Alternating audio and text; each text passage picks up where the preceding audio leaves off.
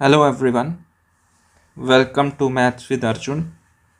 I'm your host Arjun, and today we are going to start with the class 8 maths, that is with the first chapter, rational numbers. Now before jumping to what rational numbers are, let's see what are the types of the numbers present. Now there are many types of numbers. First one are the natural numbers. Natural numbers are the numbers that starts from 1 and goes on up to infinity. We will see what is infinity in a minute or so. Next type of numbers are the whole numbers. Now whole numbers are the numbers that starts from 0 and goes up to infinity.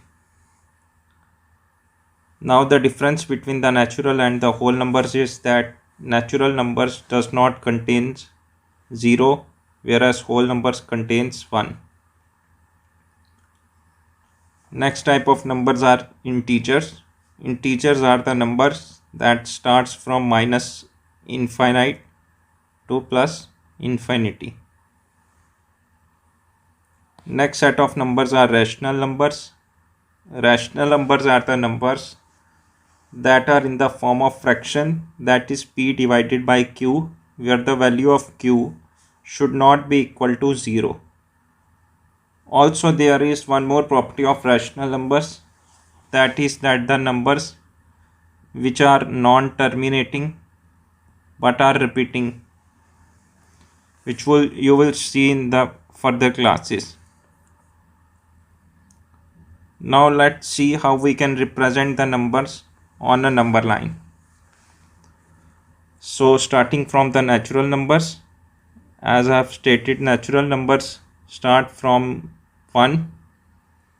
So we start from the number 1 and so on moves towards the right side of the number line, which goes from 1, 2, 3, 4 and so on up to infinity.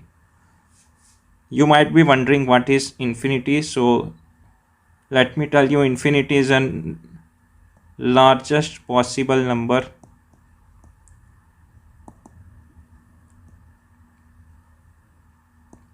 that one can imagine.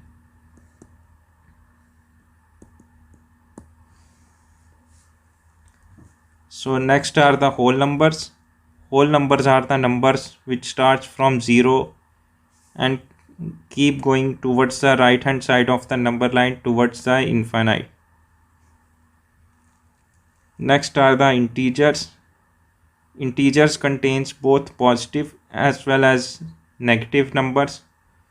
So on the number line it goes towards the right hand side as well as the left hand side of 0, like you can see +1, +2, +3, and on the left hand side of the number line you can see -1, -2 and -3. Now next set of numbers are rational numbers. Rational numbers are the numbers that I have already told you are in the form of fractions in the p by q form, where q should not be equal to 0.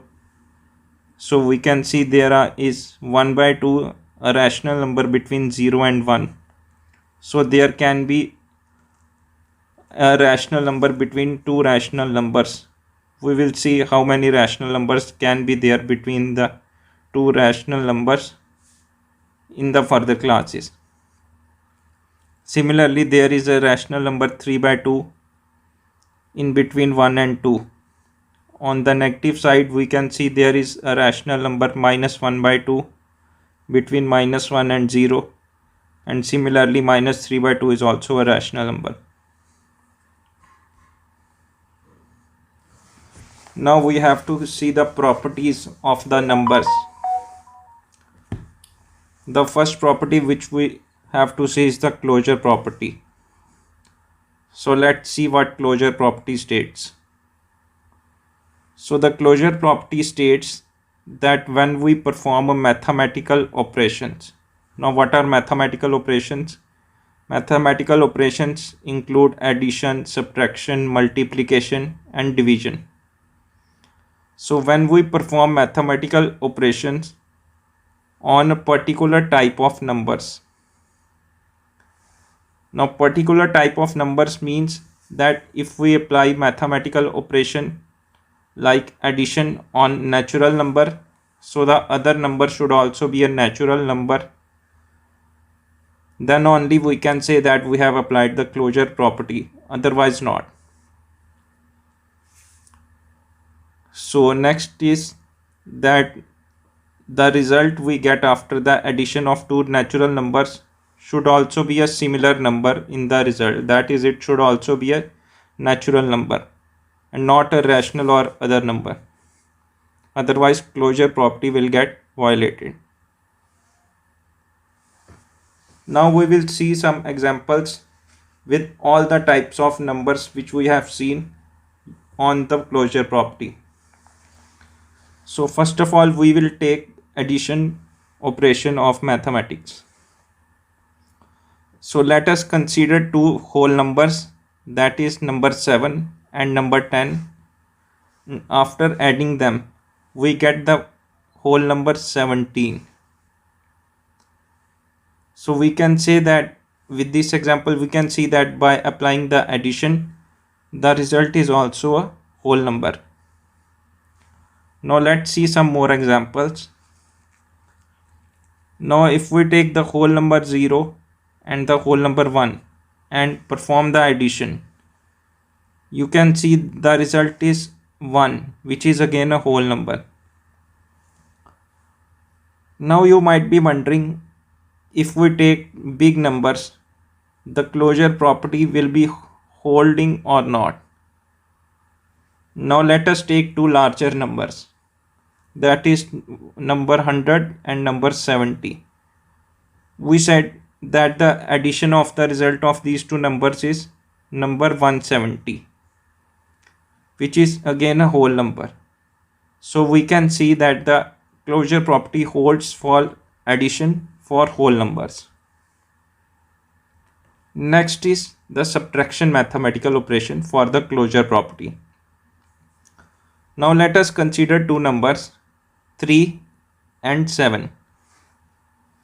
Now on subtracting these two numbers, that is 3 minus 7, we see that the result is minus 4. We have seen that whole numbers and natural numbers are positive numbers, not negative numbers. So minus 4 is not a whole number. So the closure property does not hold with this example only. Let us consider another example. Now let us subtract 10 and 18.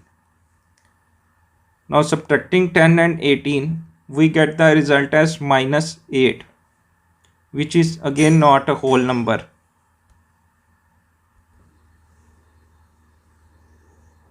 So we have seen that the closure property for the subtraction of whole numbers does not hold true.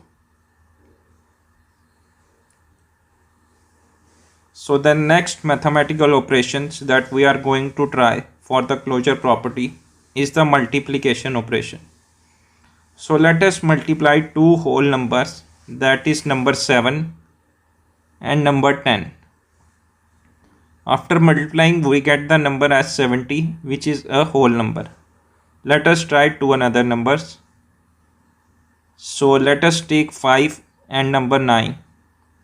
And the product comes out to be 45, which is again a whole number. So we have seen here with the examples that in the multiplication operation of the two whole numbers, the closure property holds good. Now let us see the division of the whole numbers and see if the closure property holds or not. So let us divide 4 and the number 7.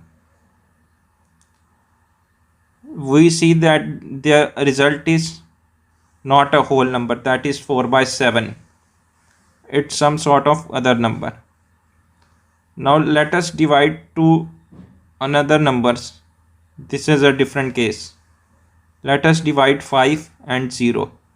We get 5 by 0, which comes out as not defined. 5 by 0 comes at not defined, which is not a number, so it is also not a whole number. So for the division, the closure property does not hold for the whole numbers. So coming to the conclusion, for the whole numbers, the closure property only holds for the addition and the multiplication, whereas for the subtraction and the division, it does not holds. Now let us see the closure property for the set of natural numbers. Now coming to the natural numbers, let us first perform the addition operation. So performing the addition, we see 7 plus 15, which is equal to 22, which is a natural number. Now let us consider another example by adding two different natural numbers, that is 10 and 17, which comes out to be 27, which is again a natural number. So for the natural numbers, the addition holds true for the closure property. Now let's see for the other mathematical operations if it's hold true or not. Now let us consider for the subtraction. Let us take two natural numbers 7 and 9 and subtract them. Now subtracting 7 minus 9, we get as minus 2. And we know that natural numbers are positive numbers excluding 0, and it comes out to be a negative number. So subtraction does not hold here. Let us consider another example. We consider 8 minus 12, which is minus 4, which is again not a natural number. So the closure property for the natural numbers in case of subtraction does not hold true. Now let us see what happens with the multiplication and the division in the closure property in case of natural numbers. So now in case of multiplication, we can see that when we multiply two natural numbers like 7 and 5, so we get 7 multiplied by 5 as 35, which is again a natural number. Let us consider another example, which is 8 multiplied by 6, which comes up to be 48, which is again a natural number. So the multiplication of the two natural numbers holds good in case of closure property. Now let us see what happens with the division. So let us divide two natural numbers 3 and 6. After dividing 3 and 6, we get the result as 1 by 2, which is a fraction. So it is not a natural number. Let us consider another example. Now if we divide 7 and 8, we get the result as 7 by 8, which is again not a natural number. Now coming to the conclusion, we can see that the closure property for natural numbers holds true in case of addition and multiplication, and not in case of subtraction and division. So till now we have seen how the closure property behaves for the natural numbers and the whole numbers. Now let's see how closure property behaves for the integers and the rational numbers. So for the integers, first we consider the additional mathematical operation. So let's take an example of adding 7 and minus 8. So when we add 7 and minus 8, we get minus 1, which is an integer. Now let us consider another example and add 6 and minus 11. Now adding 6 and minus 11, we get the result as minus 5, which is again an integer. So we can see that closure property holds true for addition of integers. Now let's see how it behaves in case of subtraction, multiplication and division. So now let's see how it behaves for the subtraction. Let us consider two integers 7 and minus 10. And when we subtract 7 and minus 10, so we see 7 minus of minus 10, and minus of minus 10 here gets multiplied. So minus of minus 10 becomes 7 plus 10. So it becomes 7 plus 10 becomes 17, which is an integer.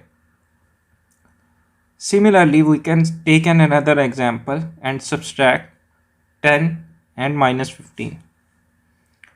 When we subtract 10 minus of minus 15, we get the result as 25. How we get 25? 10 minus of minus 15. Bracket states of, and we put bracket in case of negative numbers. So minus of minus becomes plus, and it becomes 10 plus 15, which comes out to be 25, which is again an integer. So for subtraction of the integers, the closure property holds true. Now let's see how it behaves for the multiplication and the division. For multiplication, let us take two numbers 7 and minus 6. When we multiply 7 and minus 6, we get the result as minus 42, which is an integer. Now let us take another example and multiply and see what the result comes. Now let us multiply 8 and minus 3. When we multiply 8 and minus 3, we get the result as minus 24, which is again an integer. From these two examples, we can say that the multiplication of integers hold true in case of closure property. Now let's see what happens in the division case. So let's take an example and divide 3 and 7. When we divide 3 by 7, we get the answer as 3 by 7, which is not an integer. Now let us take another example, 8 and minus 6. When we divide 8 and minus 6 and solving it by dividing both 6 and 8 by 2, we get the result as minus 4 by 3, which is again not an integer. So we can conclude that in case of division for integers, the closure property does not hold true. Now coming to the conclusion for how closure property behaves for all the mathematical operations that we have seen. So for the addition, subtraction and multiplication, the closure property holds true, that is, the answer comes out to be integer. Whereas for the division, the answer does not comes out to be an integer. Now let's see how the closure property behaves for the last set of type of numbers, which is the rational numbers. Now let's see how the rational numbers behave in case of closure property. First of all, let's take addition. Now let us add two rational numbers, 3 by 5 and 4 by 7. Now to add these, we have to make the LCM of the denominator equal. So let's see how we take the LCM also.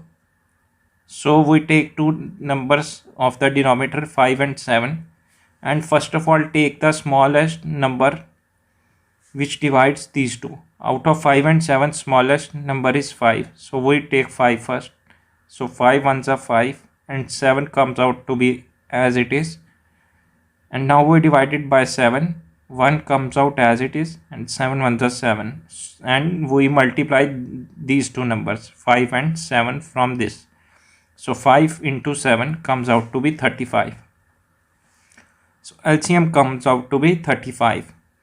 And now we multiply the denominator of 3 by 5, that is 5, with a number at the numerator as well as the denominator. That comes out to be 35. So 5 7s are 35 and 3 7s are 21 plus 7 5s are 35 and 4 5s are 20. Now we add 21 and 20, that come out to be 41 by 35, which is a rational number. Now let us take another example and add and see what comes out for the rational numbers. Now if we add 5 by 2 and 2 by 5, again we have to make the LCM equal. So the LCM of 2 and 5 comes out to be 10. And similarly we will solve the addition as I have illustrated above. So the answer comes out to be 29 by 10, which is again a rational number. So we can say that for the addition of the rational numbers, the closure property holds true. Now let's see what happens in case of the subtraction. For subtraction, let's take an example of two numbers 7 by 10 and 2 by 5. So to subtract also we have to make the LCM equal, and LCM of 5 and 10 comes out to be 10. Let me illustrate you. So out of 5 and 10, the lowest number which divides, one of them is 2. So we take 2 and 5 comes out as it is, and 2 5s are 10. And then we have 5 and 5, so both will be divisible by 5, and the LCM comes out to be 10. Now on taking the LCM and solving it, we come out to the answer as 3 by 10, which is a rational number. So we can say that for the addition as well as the subtraction, the closure property for the rational number holds to be true. In this video, we will see how for the rational numbers, the closure property behaves in case of multiplication and division. Before moving towards that, I would request that you should revise all what I have covered. Thank you.